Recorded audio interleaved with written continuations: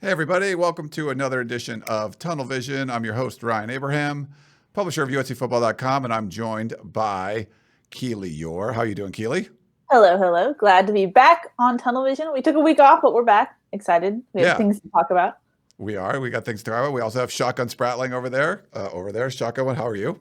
Hi, friends. It's good to see you once again. So we didn't get to see you. You've got a pretty glorious beard going on right now. Okay, I'm surrounded by Neanderthals this episode. Both of you, the beard is just incredible. It's crazy. He's got a much fuller beard than I do. But I Both think of you has the wisdom, the white hairs. Mine's multicolored. It's very strange. I pulled out a hair the other day that was a good inch or so long, and it was 3 different colors. Nice. It was red on one end, black on one end, black in the middle, and white on one end. So who knows what's going on with this thing? Yeah, yours is a lot fuller than mine. I think I've grown it since the last time we did a show, which was 2 weeks ago. But I don't know, just coronavirus quarantine. It seems like the thing to do, grow a beard. But yeah, it's fun. Well, so our show is live on YouTube, Facebook, and Periscope. I believe it's on Facebook, guys, right? Is that working? Yes, I will be double checking though. Nice. So you can put your comments on any of those platforms. I have YouTube and Facebook up here. Hopefully I can put those on the screen, and Keely or Shotgun can check out Periscope too. We're also taking live calls, 512-4-TUNNEL. If you'd like to get on the show, we can take a call that way. Hopefully that works all right. And we got a lot of stuff to talk about. USC, the recruiting momentum continues, so we'll talk about that a little bit. Picked up a commitment a little bit earlier today. This one, Pacific Northwest up there. Dante Williams doing some more work. We'll also talk about the support staff hires. Keely and Shotgun both talked about this a little bit. A couple of video producers that are coming to USC from LSU. If you saw some of their stuff, I probably should have put some of those videos in here, but I didn't. But they got some really cool stuff. You want to check that out. And we got to talk about Reggie Bush, Free Reggie. The Athletic did an interesting piece on him talking about, pretty in-depth stuff, what Reggie was talking about as far as the name, image, and likeness rule changes that are apparently going to happen from the NCAA, which would have affected him. And he's one of those players that probably could have made millions back in the day, at least according to the articles. We'll talk about all that stuff. How are you guys holding up in the quarantine? Keely, you doing okay? Yeah, I'm doing well. I think now I'm having anxiety of getting out of quarantine. I have a routine. I'm kind of just used to it. The only thing I really want to get back in the studio. I just want to host. I want to be normal again. Podcast normally. I think that's the real thing I want, which I guess makes me lame, but she would be sitting here. I would be there, and Shotgun would be there. Yes, we want you back too. So how about you, Shotgun? How are you holding up? I think Keely mostly wants to be back because she doesn't want you to be producing anymore. I think that's what it might be. Maybe no comment. That's all I'm going to say. Yeah. So I've had to do a bunch of these. We had Brandon Sosna in last week. So it's definitely not easy when you got to do all the, like camera angles and stuff all at once and do the only hosting thing. So it would be great to have you back here, Keely. I would love to be back. It's like we appreciate what you do, just like we appreciate, the parents out there that are teaching their kids at home. They appreciate teachers more now. We definitely appreciate everything you bring to the table. But it should be an interesting show. I'm sorry that we're doing this one a little bit later, especially for our East Coast people. Full disclosure, I played golf today. That's why I'm doing it later. So that's, I've played more golf during the quarantine than I have like before. So it's like, it's the perfect social distance sport. You just walk around by yourself out in the park, basically. So how'd you do? That's the real question. Pretty good. Yeah. The last 3 rounds I've did good. Not today was a little tougher, but we played Los Verdes, which is right on the ocean. Beautiful course. So LA just opened. You used to have to go to Ventura County or Orange County. Friday, LA County opened up, so courses are starting to open up in Los Angeles. And Los Verdes is an amazing course. It's cheap. It's in Palos Verdes on the ocean. Usually takes you 6 hours because it's just now they don't let you. We ran through it because they don't let as many people on. You have to walk. It's great. It's like better golfing now than before. So it's good. Yeah. So encourage that stuff. But let's start off at the top talking about. USC picked up a commitment today. So it's, I'll put the graphic up there. Julian Simon. So he's a athlete, probably going to end up being a linebacker from up in the Lincoln, Washington area. 4-star kid. Just another guy, Dante Williams doing good work. You can see him there. He's been relentless recruiting. Maybe start with you, Shotgun, and get your thoughts on this new commitment.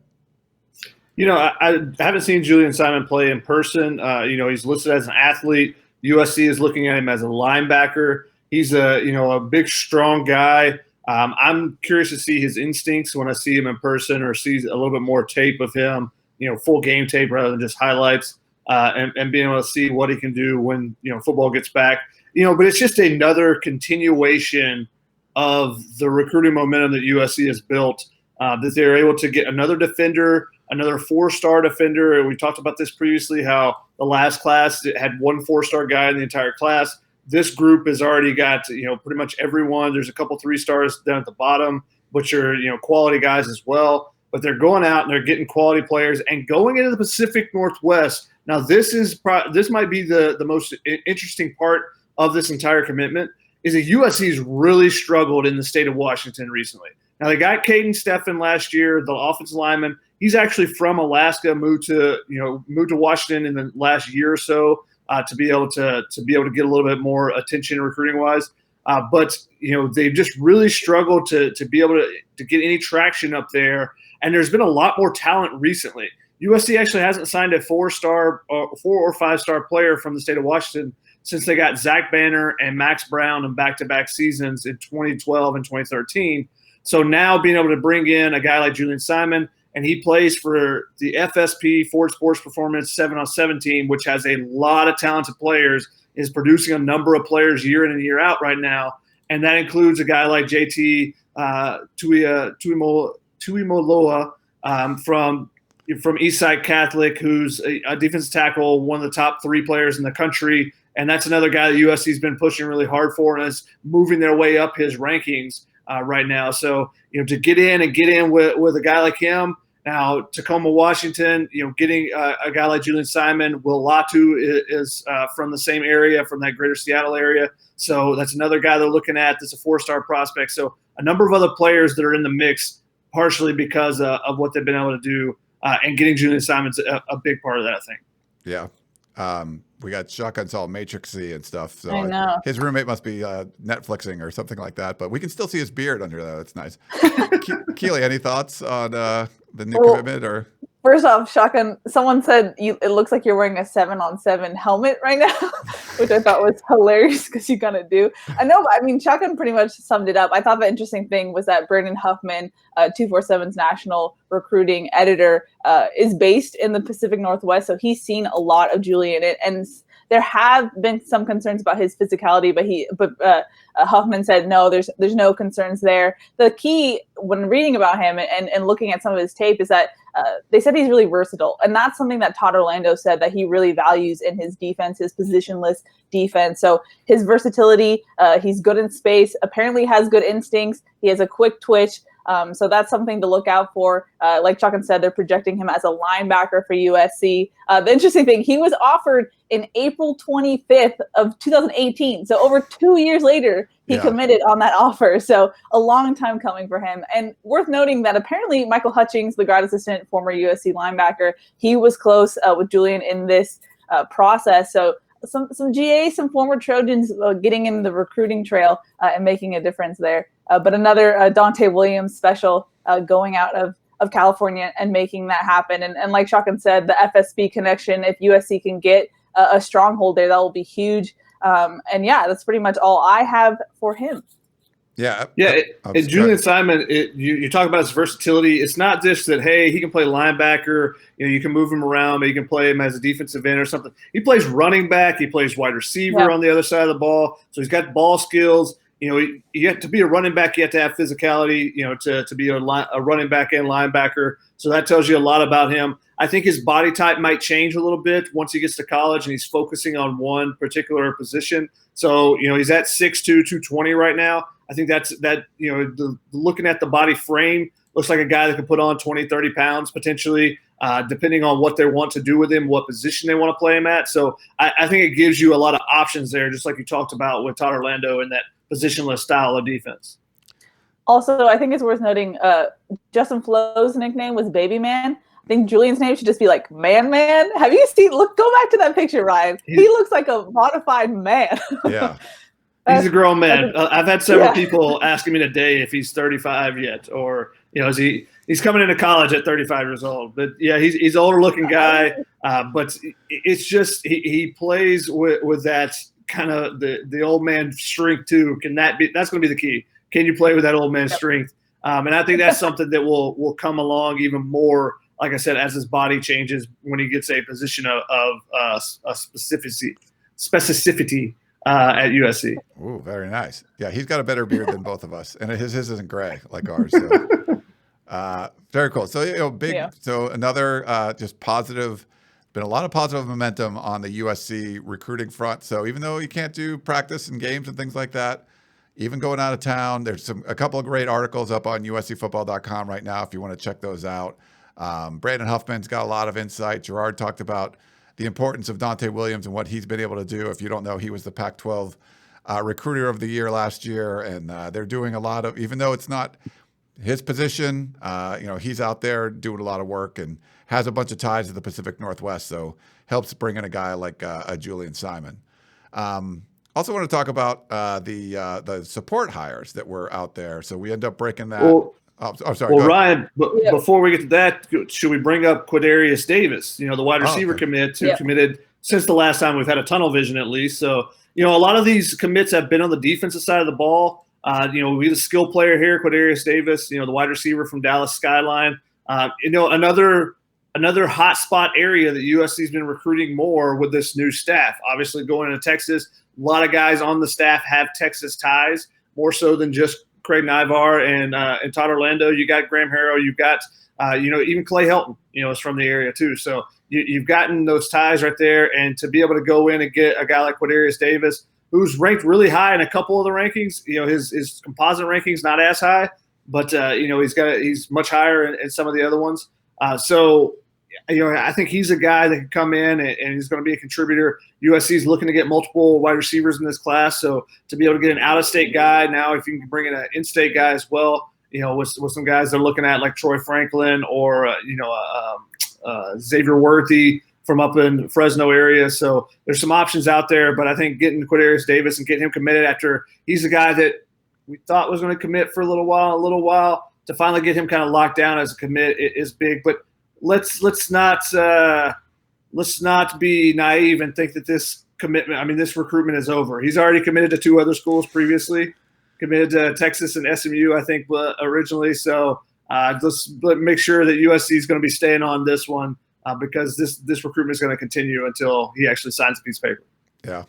I forgot about that one. That's because it's been 2 weeks since we've done a show. They keep, I think that's 8 commitments from like the last 2 months, basically. From March, April, maybe early March, April on. So it's been quite a few, on that front. And we actually had a question kind of on this. So obviously the new staff members have been doing a lot of work. Guys like Dante Williams, Craig Niver and stuff. Michael Felix on YouTube says, we hear all about the assistants, recruiters, how they're doing and doing great. What's Clay Helton up to? Is he part of this recruiting process? And yes, Michael, he's of course a part of this, but you just have a great staff now as part of it. The support staff has been helped, they've improved, but also you have really good assistants, and Clay Helton's always been the closer. So he's certainly involved in all this stuff, but having guys around him that are really good recruiters, I think has been a big deal. I don't know what you guys think. Yeah, I think that he's been a part of the recruiting process the entire time. He was a guy that a lot of people were talking about in previous classes, that he's the reason why they're interested in USC. I like USC, Clay Helton. I like talking to him. Now Clay Helton doesn't have to be the one to talk to every single player, though. He can be a closer. He can do some different things that way, but he doesn't have to be the guy on the phone all the time, which is what it seemed like was the case with some of the, what the recruits would say, rather than some of the position coaches that, you just weren't hearing their name thrown around as much. USC is doing it by position. They're doing it by area a little bit. It's a whole team process, and Clay Helton's a part of that as well. Yeah. Yeah, for all the knocks that people have on Clay Helton, the one thing you can't knock him for is how well he does with parents and recruits. That's something consistently we've heard. He's always done well in home visits and whatnot. So that's his process, and he does it well on the recruiting trail. Yeah. All right, so let's move on, and we want to talk about a couple of new hires. So this is information we broke on USCfootball.com. Well, I think Bruce Feldman tweeted out we had a story out there ready to go when we got the news of a couple of video assistants, which There's some people that are saying, look, you're getting all excited about making some videos. You guys are younger than me. It seemed like the videos were making a big deal for LSU last year. Maybe, Keely, we'll start with you. Tell us what you think about these hires. Okay, so I have some hot takes. Okay. I don't know if this is because I'm like biased because I'm like a content creator, but I have put up with a lot of bad takes. I'll say it, I have bad takes, but I think the worst takes from USC fans came from these hires. I don't understand why people had such a big deal, like made such a fuss about it. I heard that, why didn't you take people from USC Cinema School? Who cares about video hires? This is a big deal. This matters to young people. This matters to recruits. This matters to current college students. This day and age, a school's brand, a school's presence on social media is huge. It's about what a school can do for you, for your fame. And guess what? Name, image, and likeness is coming down the pipeline. So that it's going to be even more important. So I think going out, poaching the best in the business and bringing them to USC, how could USC fans be mad about that? I just don't understand. So this stuff matters. Shock and I were hype about LSU's videos last season before this was even mentioned with the USC in it. They do a great job. Why not get the best and bring them to USC? I don't understand if you're a USC fan, why you would be mad about this. It's a win all around. And yes, of course, that doesn't mean that suddenly with these two guys, USC is going to go 12-0 in the regular season. No, it doesn't. It just boosts USC support staff recruiting. And that's what we've always talked about. USC needs to boost it, be in the 21st century. And this is what helps them get into that new space of recruiting. I think it was notable that as soon as the hires were made, you had certain USC players that were mentioning certain techniques that were used in those videos. Yeah. Like that's how much impact these two guys have made, or at least the video department at LSU has made, that Amon-Ra St. Brown was like, okay, you guys better be bringing the sweat drip transition, because that's something they did was really unique. First time I've seen something like it. And some other people pointed out on the board, separate, from us or from our stories that said, oh, did you see this? One thing they did, it was really cool. And if you have players that have already noticed that, that tells you how good these people are at what they're doing. Mm-hmm. And, the question about, hey, why does USC not just there's so many people that do video in LA. Why don't they just go get them? Why don't they go over to the cinema school? There's a difference between having a passion for something and being able to do it. And when you combine those two things, when you have a skill set and you're passionate about it, I think that's where you get some of the best work. And that's what USC thinks they have in these two guys, and Jacob and Will. And I think that I talked to Jacob about it. And he said one of the things I want to tap into is the USC Cinema School, the film school. It's right next door. They're going to be walking by, depending on which garage they park in, but they're going to be walking by the Steven Spielberg and George Lucas buildings every day. They go into the offices of Heritage Hall. You think that doesn't mean something to them? I asked him about that, and Will Stout said it's phenomenal. That's awesome.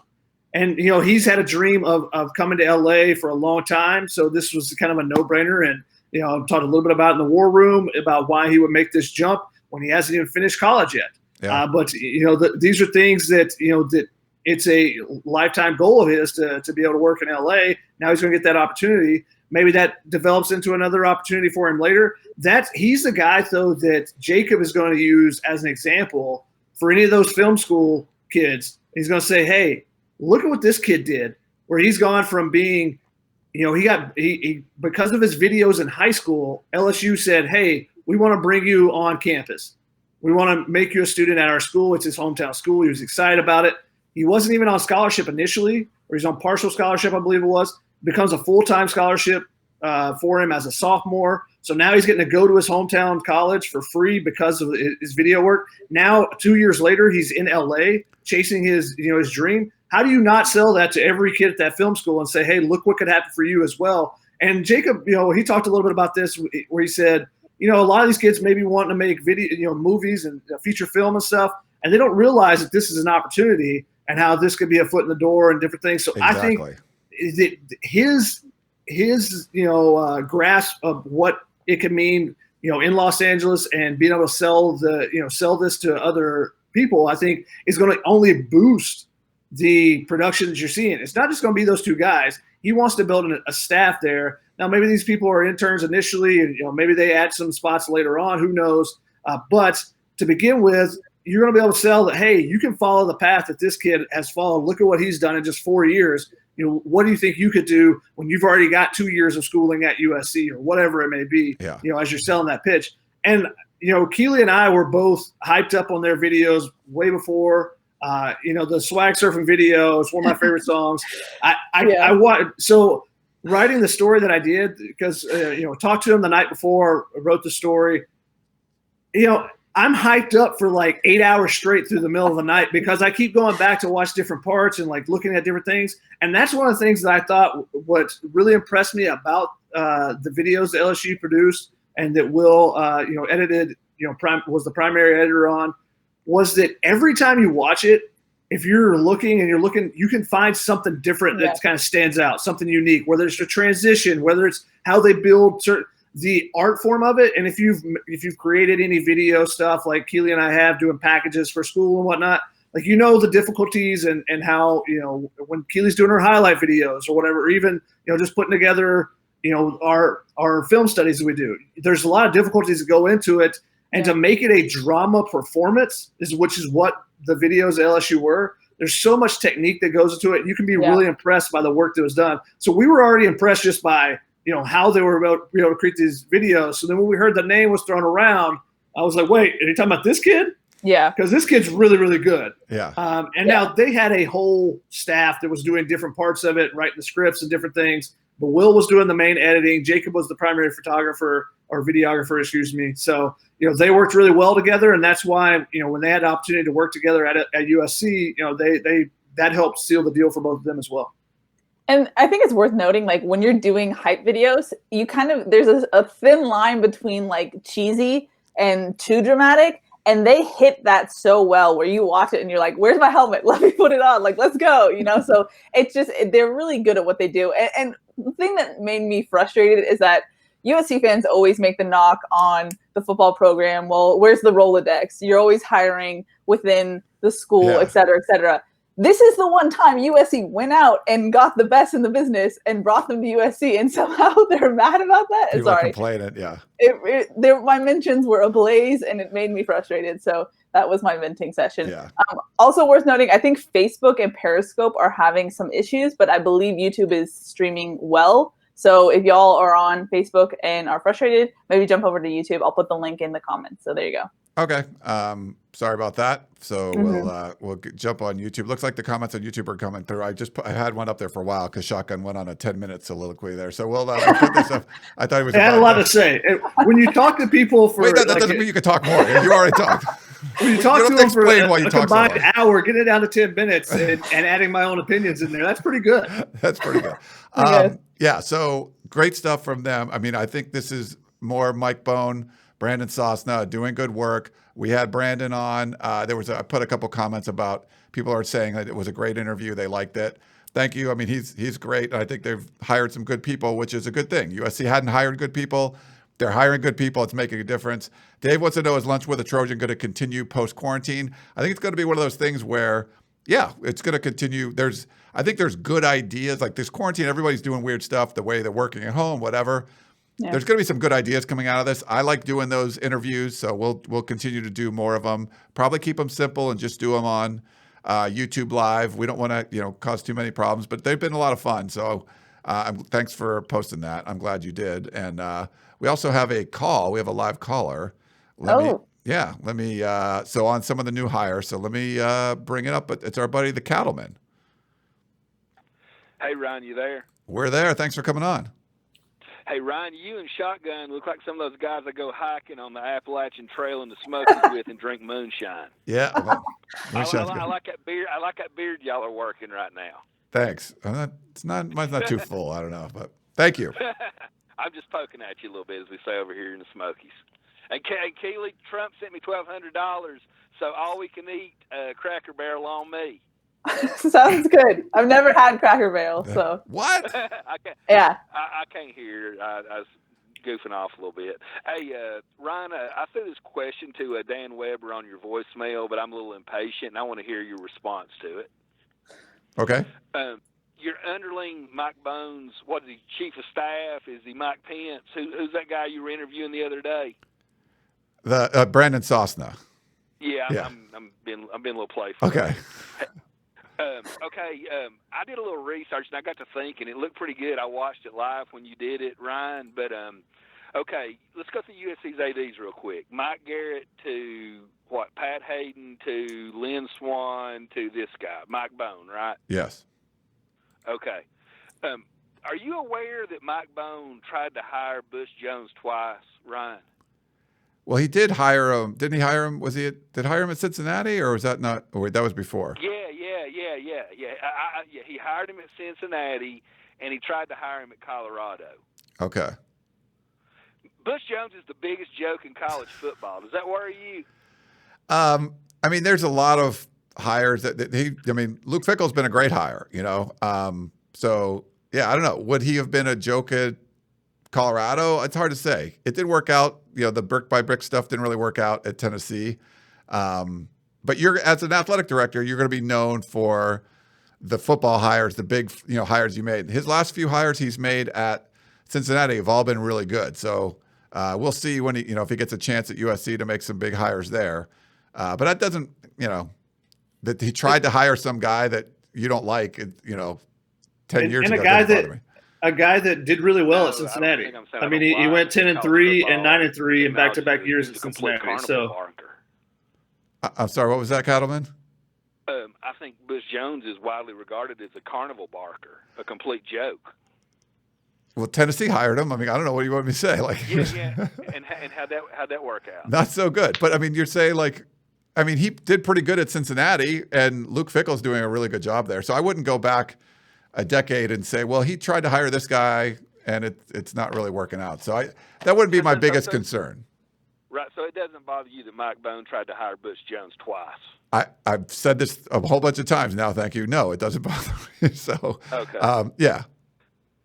Well, one last thing for you. I asked this question to Dan Weber on the voicemail. I just got a little impatient. I watched your interview with his underling there, and I think it's ridiculous he tried to hire Bush. Bush Jones can't even get a high school coaching job, Ryan. All right. We got you. Thanks for the call. We appreciate that.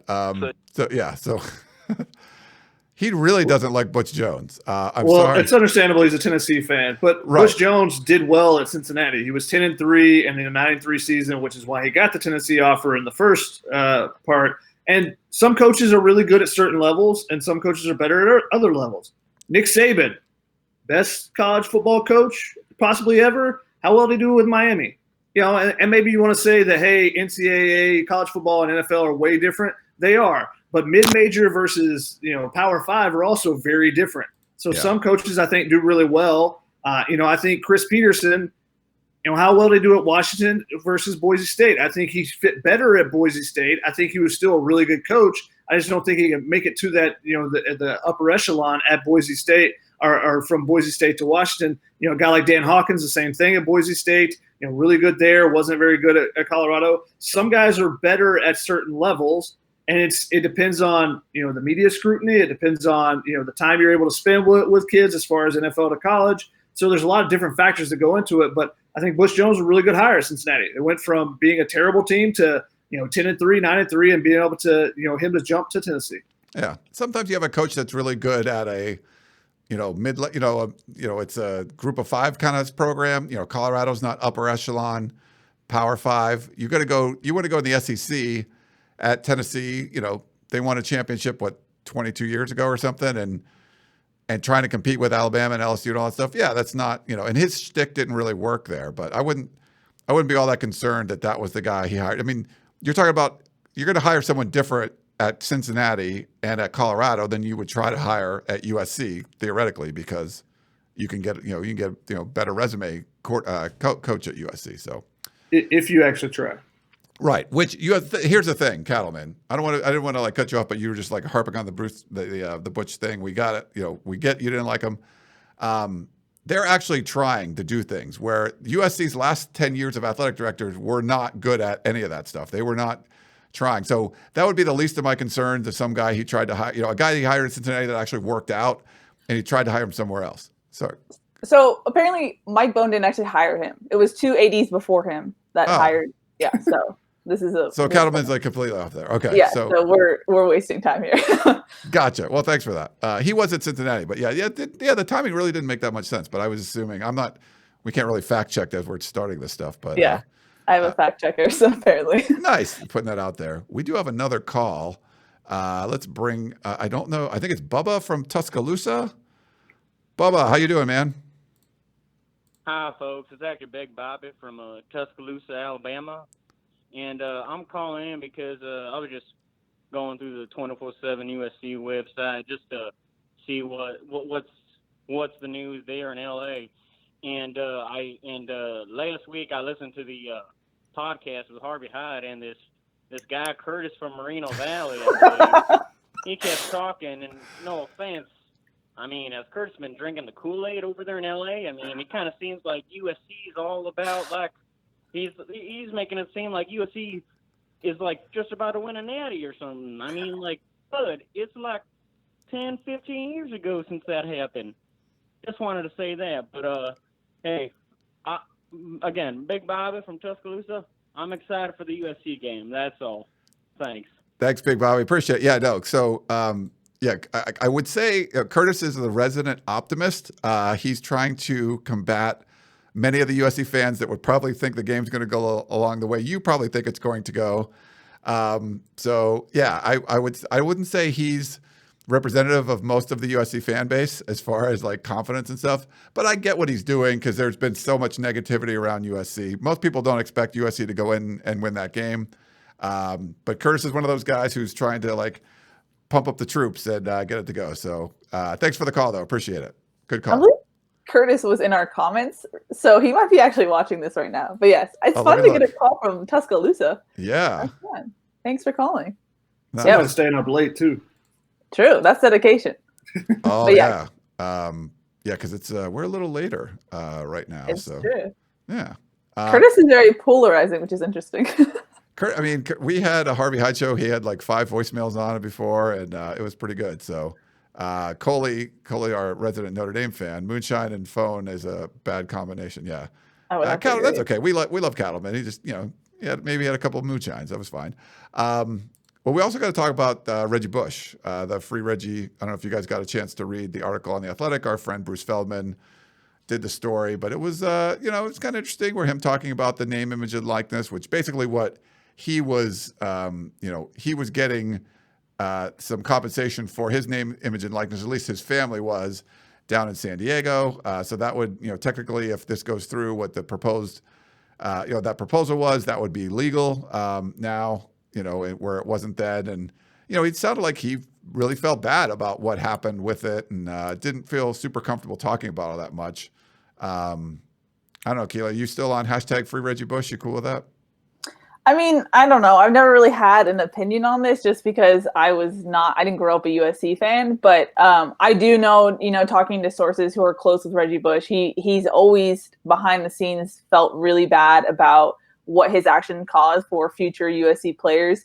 He always felt really bad about the fact that there were sanctions. So the fact that he put that on the record was interesting to me. And I don't think we've really seen him open up the way he did to Bruce Feldman. So I thought it was really interesting in that sense, but also just getting into the name, image, and likeness stuff, just how much money he could have made if that was the case back then. But Ryan, I guess, what were your thoughts? I'm curious what you thought. Yeah, I think it's we're running into that June timeframe, so another month or so is when that 10 years will be up. But it's all dumb anyway. And it's funny when you see someone tweet out, like Bruce will tweet something out, and you see the comments from people that are like, USC cheated, and then you kind of explain to them, like you might go on Twitter and be like, well, actually, he wasn't. It's not like a Cam Newton situation. He wasn't paid to go to USC. A wannabe agent or group of agents paid him to try to leave USC. And, they were wanting to break into that agency. They worked with the Bush family, gave his family some benefits in the hopes that they were going to have Reggie Bush as a client. That didn't work out. And then you see all the mess that happened and the overreaching from the NCAA. So I think these are positive steps. There have been some steps, once Reggie started working with Fox last year, I think that was a good step in the right direction. The fact that he was on the field. I think now you have Mike Bone, Brandon Sosna there.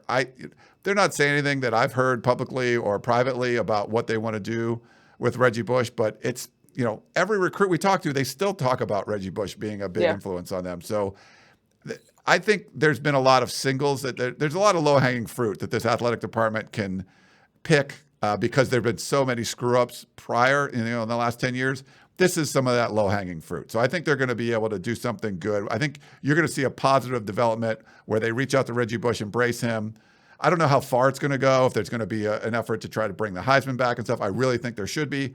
But I feel like this is another step. He opened up a little bit more than what we've seen him in the past. And I think this is a step in the right direction.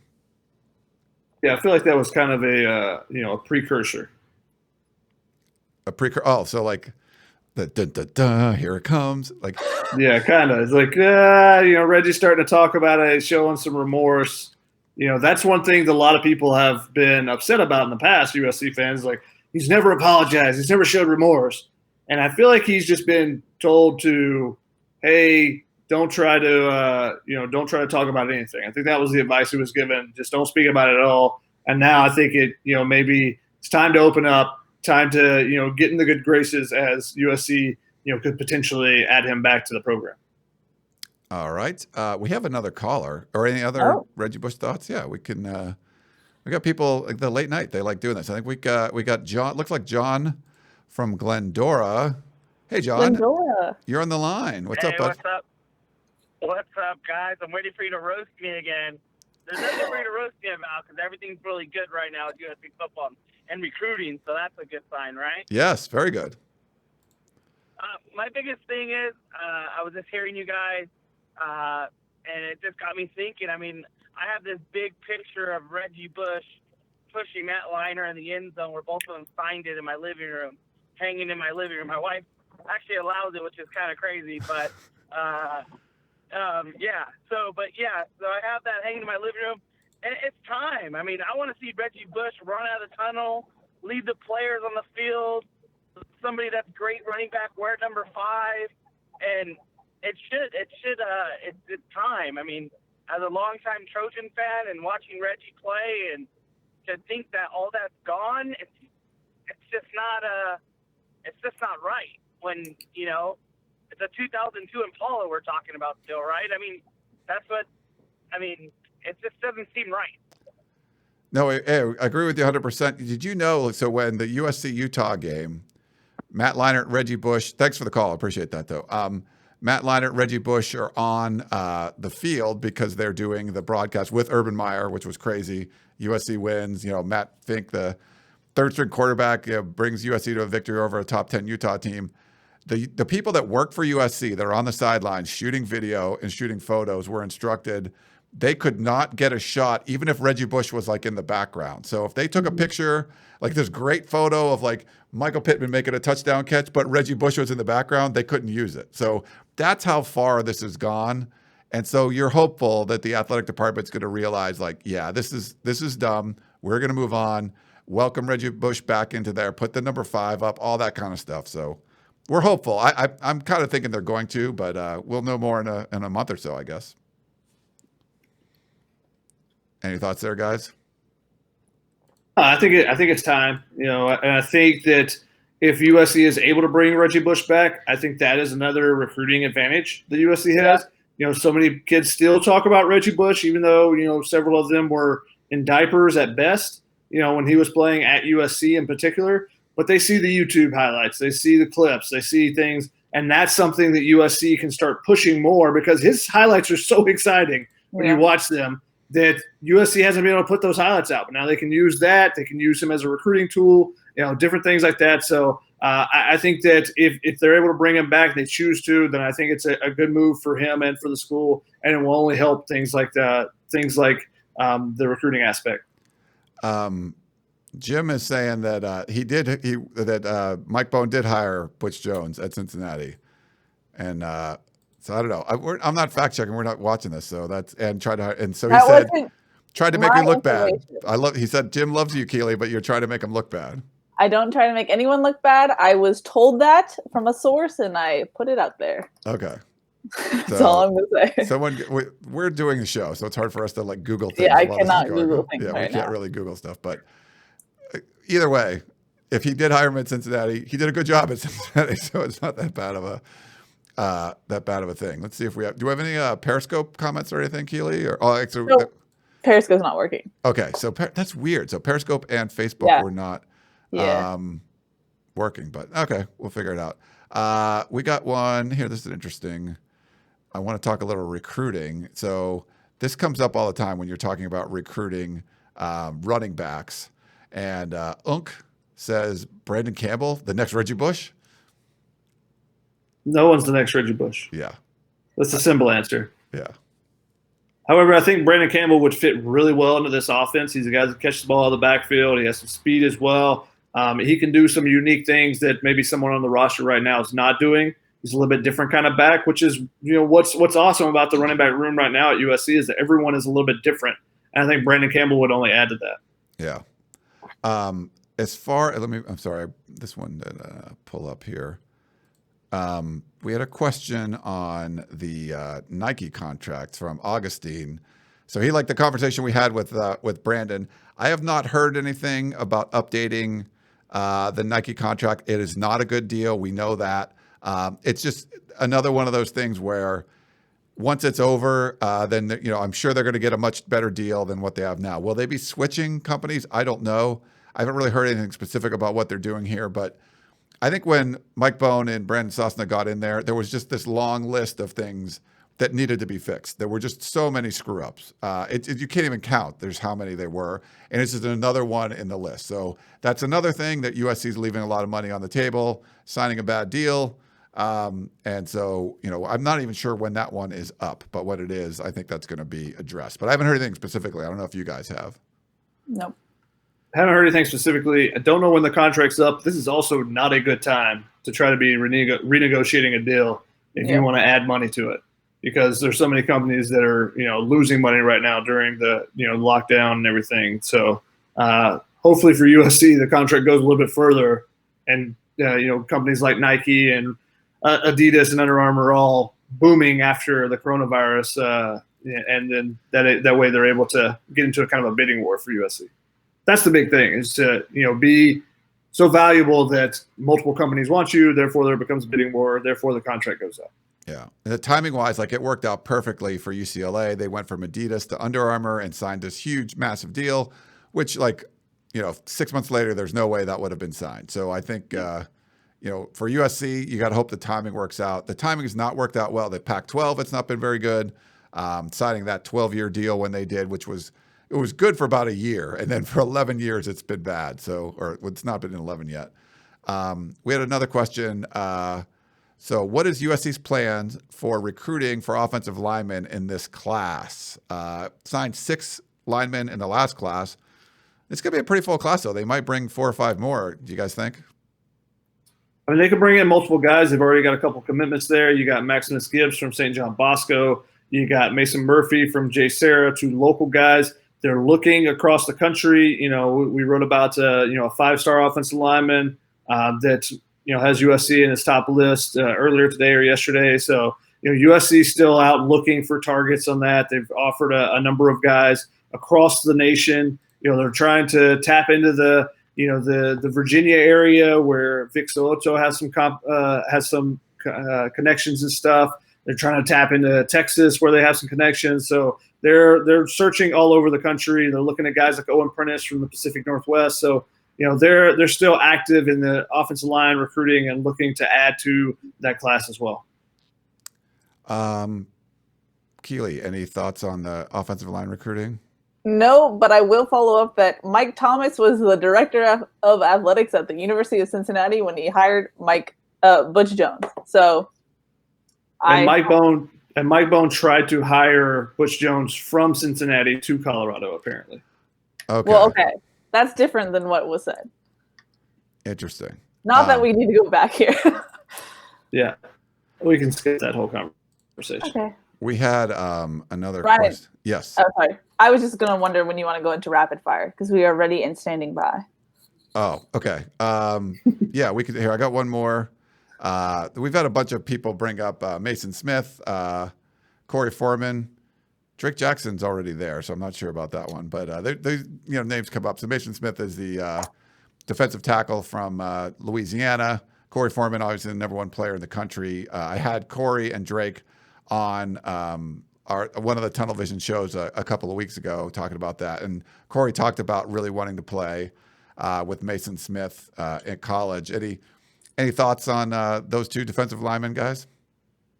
I mean, obviously, if you can get them to join up, and which they've talked a lot about, Corey Foreman and Mason Smith have talked about wanting to partner up. Do those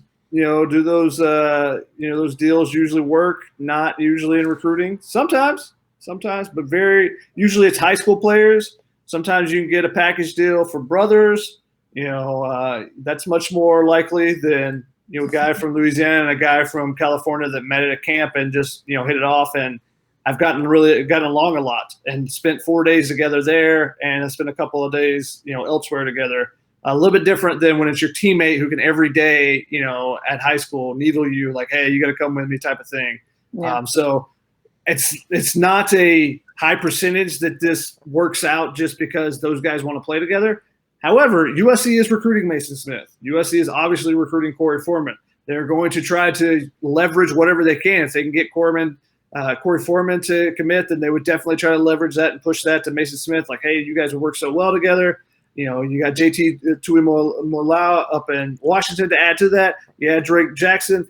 Now all of a sudden you got a dominant defensive line, and that's what USC needs to get back to. That's what's been missing, I think, in the last decade or so from when they were dominant, is having dominant defensive linemen. I mean, you've had Leonard Williams, but you had guys like Antoine Woods, but you just haven't had that across the board, guys. Because remember when we watched the Orange Bowl with Sean Cody, he was talking about, hey, having Mike Patterson behind him, hey, having Lawrence Jackson on the other side of the line. Yeah. You have multiple NFL guys across the line. You go hard for a couple plays, you come out, the subs are good, and it's so difficult to double team. It's so difficult. And so you can try to sell that, and USC is going to try to sell that. Now, what is the probability of it? That's very hard to say, and I think that it's a much better chance to try to get one of them than to put your odds on them landing both of them. What was the tweet that maybe it was Mason or maybe Corey tweeted out about the percentages? He was like, that 1% that we play together. I don't know if it was a tweet. I think it was maybe the it was interview. in Gerard's story. Yeah, I think the interview he might have did with Greg Biggins, and I think even Chris Trevino, they might have been there, but there was like a 1% chance they would play together at USC or something. I forget what it was, but yeah, I asked him about that on the show, and he kind of, talked around it. Yeah, it was. Yeah. I wouldn't look a whole lot into those numbers. I was just curious. Yeah. Also, that's more stuff that's in the war room. We discussed, what that 1% actually meant. Yeah. We're gonna do one more call, and then we'll do some rapid fire, and we'll wrap it up. Is that cool? Sounds good. All right, we got one call. This looks like Dave from Iowa. Dave, you're on the line. Hey, Tunnel Vision, how's it going? Dave from Iowa again. First off, I just want to shout out USC football program at least for this recruiting class thus far. We've hit all the positions except for tight end, so let's give them a round of applause for that. And my question is, what is your take on from Chris Trevino's article this past weekend of USC going for 5 DBs, but Chris having 6 DBs committed? From my perspective, would that really, to me personally, I don't think that would really help with evening out the scholarship distribution, but what do you guys think? Thanks for the call, Dave. Keeler Shotgun, what do you got? I think that I think that was Chris's article where he's saying what would it take for USC to get the number 1 class. So I think that what they're trying to get and, what they may end up getting, those can be different things, and if you're trying for 5 DBs and you get a 6th guy that's really good that you want to add to the program as well, they have 5 different DB spots. So getting 6 guys is not that huge of a deal. You're adding 1 at each spot, basically. So I think that there's some different things there, and the fact that they're going to lose potentially 2 safeties in the next class or, going forward, the fact that their cornerbacks are really young. I think you're going to see some transfers. You just always do when you have new coaching staff. So I think that's a possibility. So maybe you're looking at Dante Williams wants to get his own guys in versus, the guys are already on the roster. He's only had 1 practice to really, learn about those guys. So it's hard to say that. But, every coach wants to put their own stamp on their position. So maybe that's part of it as well. I think USC is just going and looking for top talent, and DB is one of the spots where they're potentially going to be able to lock some guys up, and that's what they're looking at. Yeah. Yep. I guess we can go into rapid fire. We got a first one. Doesn't matter much, but curious, where is USC ranked in recruiting now? I believe number 5. Is that number 5 in the nation, 1 in the Pac-12? Number 1 in the Pac-12, and I think 3rd overall in average star ranking. So not too bad right now. So they brought in some high caliber guys. What else do you guys got for rapid fire?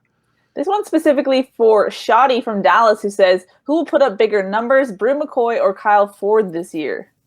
Well, that's a tough question. I'm going to go Brew McCoy, just because Brew's my guy, and I think that he's going to have a monster year, and he's going to want to prove himself that much more because he wasn't able to play last year, and all the storylines that were thrown out about him, I think he's going to want to prove himself. He's got that competitive fire, too, to be that kind of guy.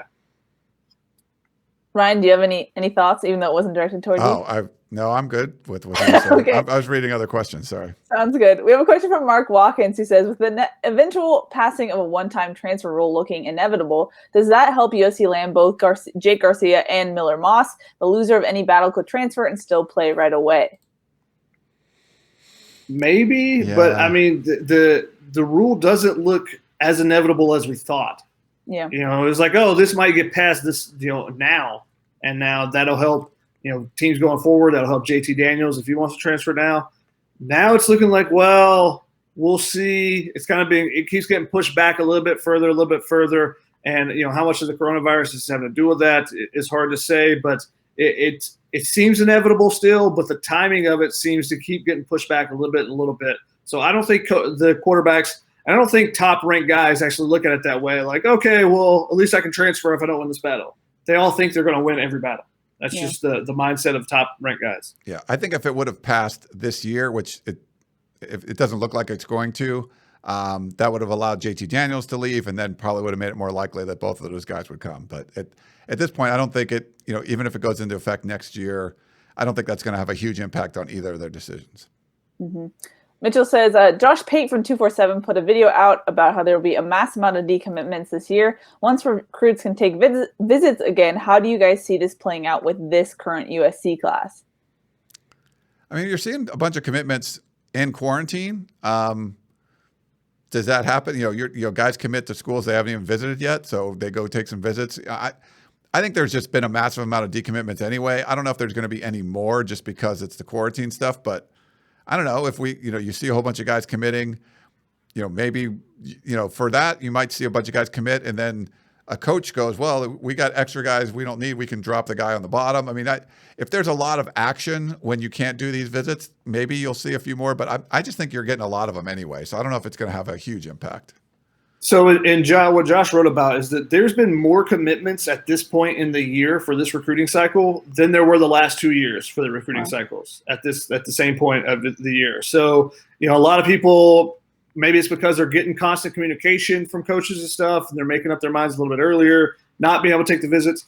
I think there's going to be a lot of decommitments but I think there's so much unknown still. We don't know if there's going to be a football season yet, and how does that change? Does the NCAA make changes to the signing days, as we've discussed previously? There's a lot of things that are unknown, and because there's so many unknowns, I think that could lead to more decommitments as well. Yeah. Mm-hmm. Ryan, we have a specific question for you from Ulau, who says, how hyped are you that your boy TV, Tyler Vaughns, is going to be the #1 receiving target this year? Are you expecting a big year? I am expecting a big year. I don't know if he's going to be the #1 target, though. I mean, you would have to guess it's going to be Amon-Ra, St. Brown. But we've seen all of these guys do well in this offense. To have 4 receivers in one game go for over 100 yards, like that's pretty crazy. And that USC was able to do that. I think he's going to get a ton of targets. But my guess is going to be Amon-Ra. St. Brown will be the guy that's leading the way, but. It could be Tyler Vaughns. It could be my guy. So, but I expect him to have a big year. But if I had to put money on who's going to have the bigger year, I'd probably go with St. Brown. Makes sense. Sneaker Kid says there's rumors that a new commit is committing this week. Any chance that that's true? Could be. Stay tuned to USCFootball.com to find out. Yeah. Of course, there's a chance. Tony wants to know our prediction for USC's record in 2020. I feel like that's very premature given everything that's going on. We don't even know what's going on, I'll go with above 500. Yeah. Because it's hard to say even if there's going to be a full season. There's so many different things. Hey, if the season plays in the spring, then technically there would be no record. initial thoughts are just pretty much chalk. Like looking at it, like they're probably going to beat the teams they should beat, but lose to, on the road at Oregon, lose to Alabama to start the season, and lose on the road to or is it on the road? No, I think it's home, Notre Dame. It's home Notre Dame. So I was picking, losing to those 3 schools and winning the other 9 games. So my initial thoughts 9-3. I haven't analyzed, the schedule. Right. Obviously, we don't even know if it's going to happen, but that's my initial thoughts. Makes sense. On topic, Steve says, do you see an existential crisis of collegiate athletics if there's no college football in 2020? If so, how much will playing football with no fans slow the bleeding? I think it's significantly slow the if you could at least play and get television stuff going. The gates are important for college football, more important than in the NFL. The NFL is more driven by television, but television is still the biggest chunk. If you could at least get games and have television rights, now it doesn't hurt. I mean, it hurts with boosters, it hurts with donations and things like that. So it's certainly going to have a major impact, but getting football out there somehow, I think would be better, because then you're not even going to worry about the scholarship stuff as much. Because I mean, you might have, carryovers from year to year. There could be all kinds of complications without having a football season. So having it without fans would still hurt the bottom line, but nowhere near as much as it would be just having no football at all, my opinion. And the answer to the first part, is it an existential crisis of college athletics if there's no college football? Yes. Brandon Sosna said the same thing on the show the other day. It's just the budgets are so built and determined by having a football season and having that help, support all the other sports in the athletic department, that you're going to see a lot of programs be cut. You're going to see a lot of different stuff happen if there's no college football, which is why they're trying so hard, and they're going to try do whatever it takes to be able to figure a way out for it to happen. Mm-hmm. Sun Duck Hawkeye wanted to know the latest on JT Daniels and his transferring. We haven't really heard anything from him at all, but what I've said is that if the exception doesn't go through with the NCAA, which it looks like it's not going to for 2021, then it's most likely he would just come back. Instead of transferring out now and sitting a year and then playing for 2 years, he can back up Keaton Slovis and play this year and potentially take over as a starter, and then graduate and transfer and still have 2 years of eligibility. So that's my kind of gut feeling on it, but we haven't heard anything more from him. Yeah, it doesn't seem like there's been any new updates on that. But if you're USC, you're hoping, since he's in the portal, that he's asking all the Pac-12 teams and Alabama and Notre Dame, like, hey, can I just take a look at your playbook and see if this fits me really well? Sure. Coley says, are you aware of an increase in season ticket demand? No. I don't know why there would be. I don't think any program in the nation would have a demand increase at a time like this. Yeah, even like if you're LSU, like, you're not going to get an increase right now. So no, I think they're trying to stop the attrition. They're trying to, combat people, canceling their season tickets. So I think it's more about stopping that churn and keeping people, as opposed to trying to add new ones right now. It's great if you can add people, but I don't think that's a concern. It's more about trying to keep the people that you already got signed up. Stop the bleeding in that sense. John says, aside from Corey Foreman, who would be the next 5-star that USC might land? That's hard to say off the top of my head. I'll go with JT Tuimoloau, just because he's the first 5-star that's popping into my mind. Mm-hmm.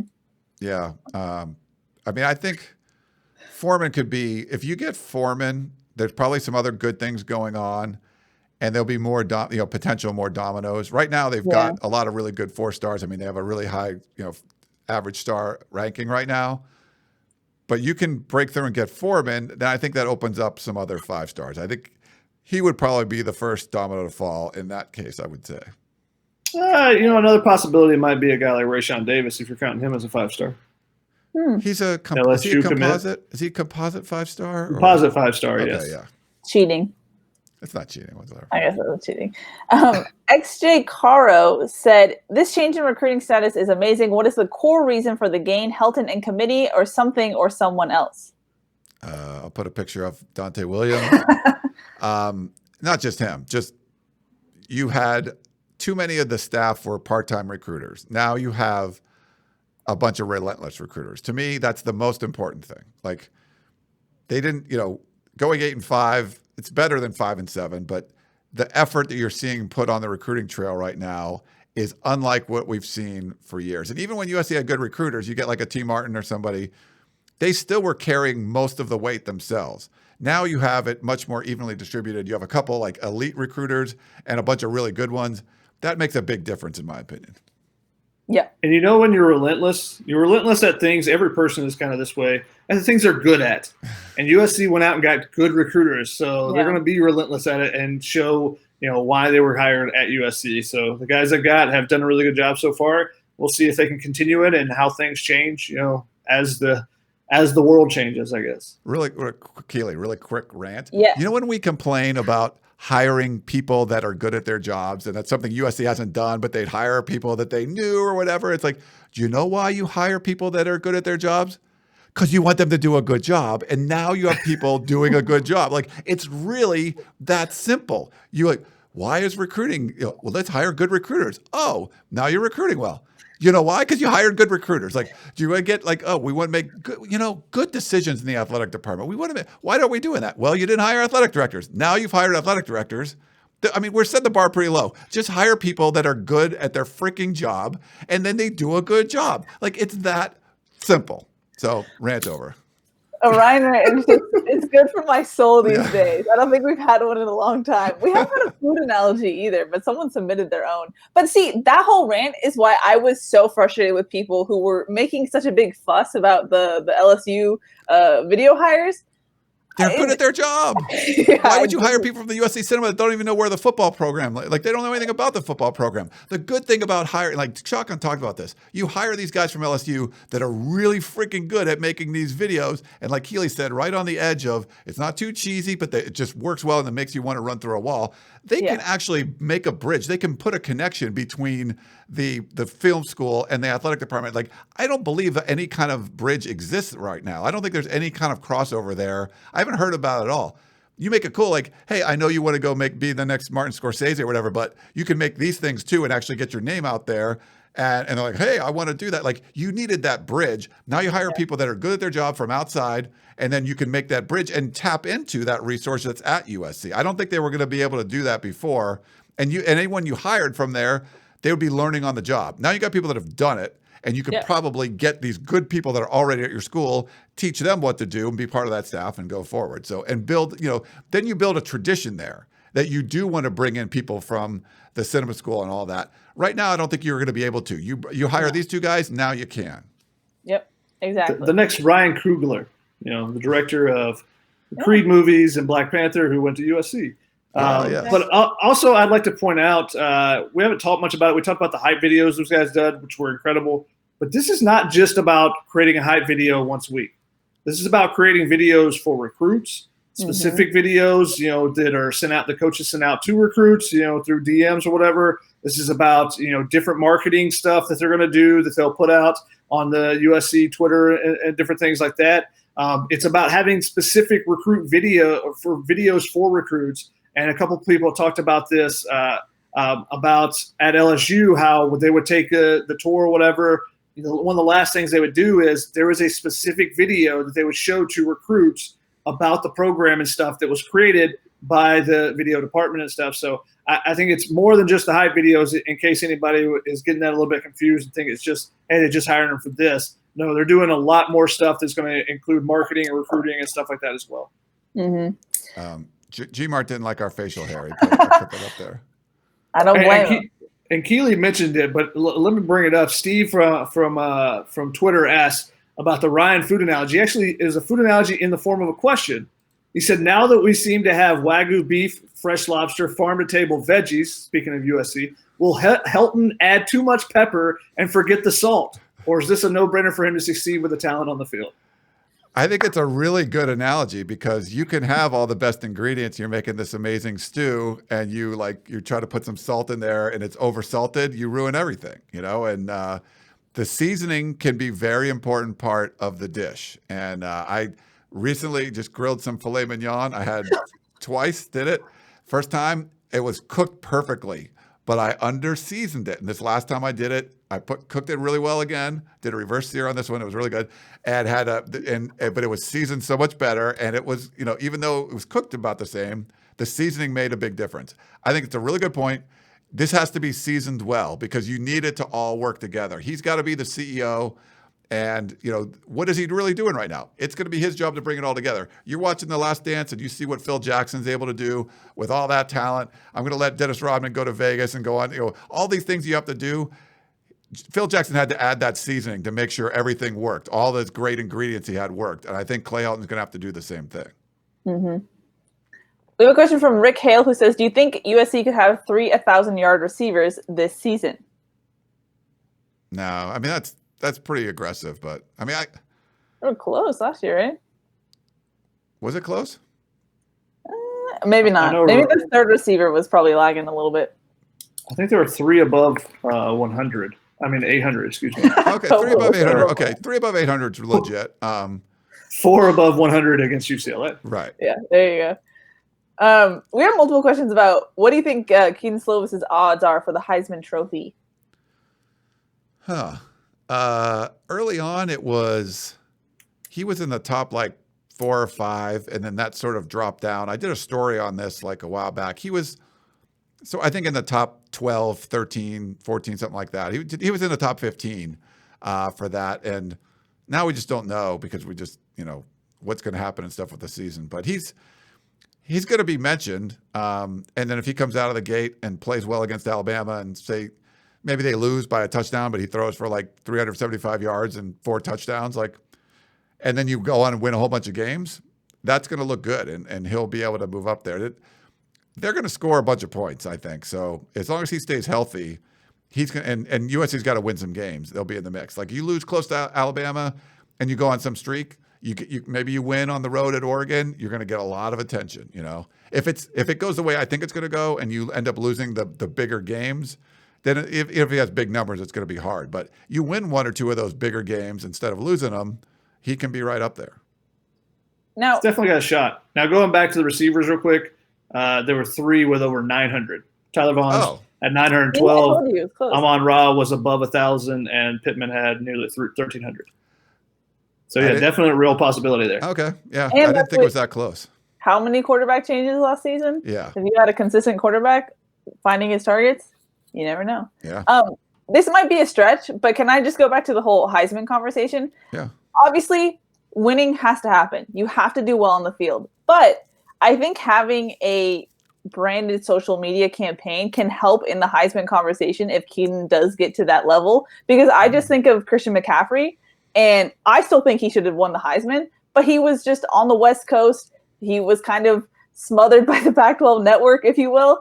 And if you have a huge campaign, social media campaign, where people can wake up and see the highlights of Kedon Slovis beating U of A or something like that, I think that helps, and that can help the conversation. So it's another way that having an established media brand, a media factory, if you will, can help your team out in the long run. Yeah.